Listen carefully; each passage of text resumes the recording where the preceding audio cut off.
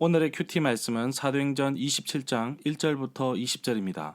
제목, 드디어 로마로 가다. 먼저 앞뒤 문맥을 살펴보겠습니다.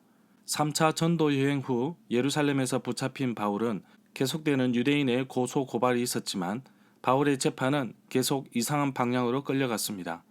고소하였던 유대인들은 증거를 대지 못하였고 총독 베스도와 아그리파 2세 분봉왕과 번이게 앞에서 바울은 자신을 변호하였는데 결국에는 무죄라는 것이 밝혀집니다.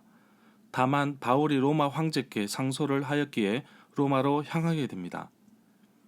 바울은 로마 길로 향하지만 이미 주께서 바울에게 당부하신 말씀도 있었습니다.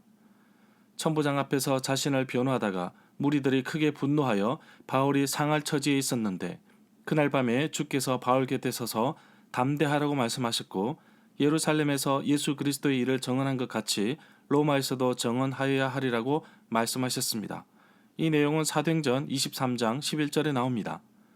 또한 바울 자신도 사도행전 19장 21절에서 예루살렘을 갔다가 이후에도 로마도 가겠다고 고백한 일도 있습니다. 바울은 여러 번 로마에 가고 싶었으나 상황이 여의치 못하였습니다. 이제는 죄수의 신분으로 로마로 가게 되었지만 복음도 함께 가게 됩니다. 본래 3차 전도 여행을 마치고 바울은 로마에까지 가서 복음을 전하고 싶어 했습니다. 그러나 예루살렘에서 붙잡히고 계속 고소당하고 변호하였지만 별다른 해답도 없는 가운데 낙심하고 있을 때 주께서 바울 곁에 서서 예루살렘에서 나의 일을 정언한 것 같이 로마에서도 정언하여야 하리라고 격려해 주셨습니다. 예루살렘에서 재판을 받을 수도 있었지만 바울은 로마 황제께 상소하였기에 무죄임에도 불구하고 로마로 향하는 배에 오르게 됩니다. 그런데 지금은 항해를 거의 안 하는 시기여서 쉽지 않은 맞바람을 맞으며 항해하는 상황입니다. 문단을 나눠보겠습니다.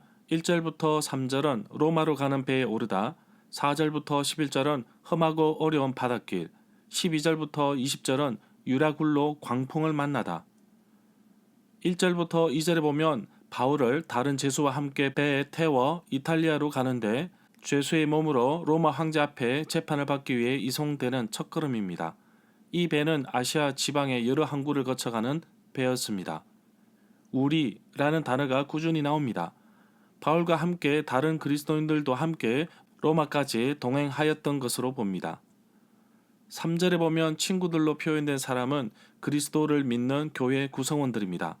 이들이 시돈에 있는 이유는 예루살렘으로부터 추방된 헬라파 유대 그리스도인으로 추정됩니다. 이들은 시돈에 정착하여 교회를 설립한 것으로 봅니다. 4절에 보면 바울이 탄 배가 시돈을 떠나 계속 항해를 하려고 했는데 맞바람 때문에 항해가 어려웠습니다. 로마로 항해하지만 시기적으로 가을이기 때문에 항해하기는 늦은 때라고 보고 있습니다. 로마로 향하는 첫 항해가 쉽지 않았습니다. 5절부터 6절에 보면 루기아 지방의 무라에 도착했는데 무라는 알렉산드리아에서 로마로 이집트의 곡물을 수송하는 배들이 잠시 정박하는 중간 기착지로 알려져 있습니다.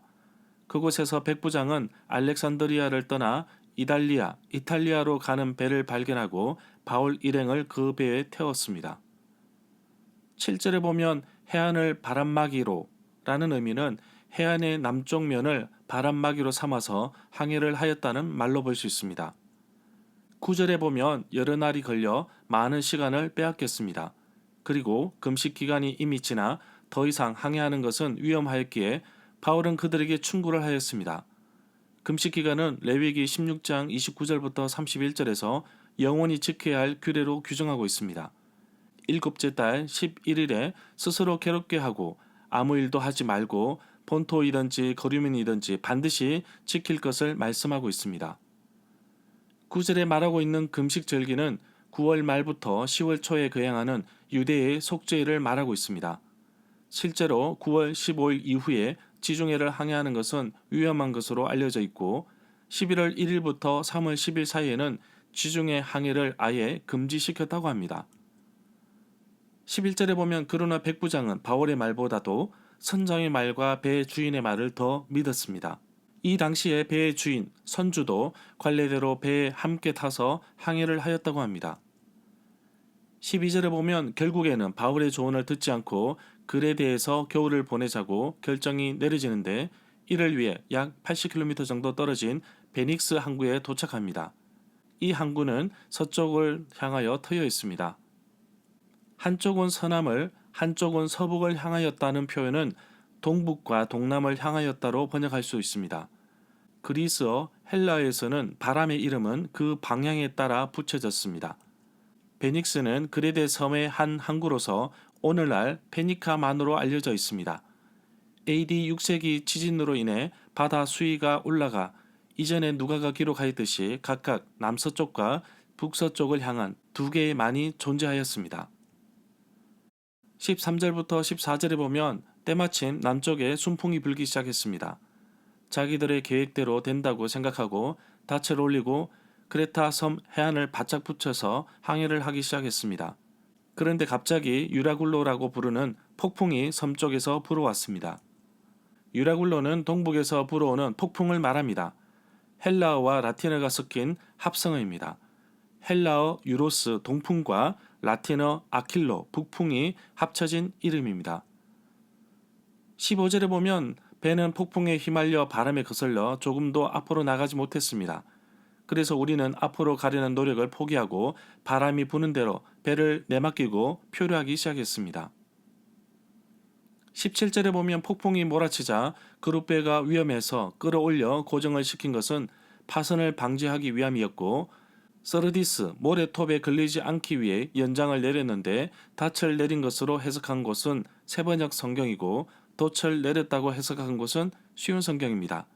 또한 독일 성서 해설에서는 연장이 무엇인지 알 수는 없고 대략적으로 배의 속도를 줄이는 데 사용한 큰 판자라고 보고 있습니다. 전체적인 문맥을 보고 추정할 수 있는 것은 배를 그냥 바람에 맡겨 떠밀려 가도록 어떠한 기구를 바다에 내렸다고 봅니다.